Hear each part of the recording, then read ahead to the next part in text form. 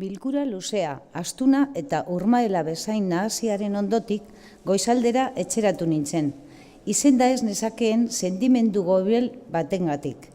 Egia erran, bazter so ainitzik gabe bidaia kezu eraman nuen.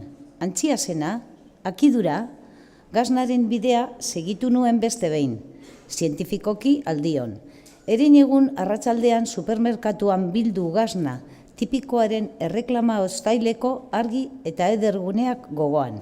Ni baino sanoagoak ziren gure inguruak eta ondikotz etzia nenbilen. Funtsean haserre argatik. Faltsukeariaren sendak. Gaznaren antzekoak zirelako, indartsuak, plantakoak eta behar bezalakoak. Faltsukeriak nolabait irauten laguntzen ote gintuen. Egoera horretan, hiria zeharkatu nuenean, karrikak jendez mukuru zeudela ohartu nintzen. Ikusiz besten arrakasta, ostaleren eta hauen sustatzaile sutsu zenbiltzan herriko kontseilariak behingoz, kontent izaten altziren.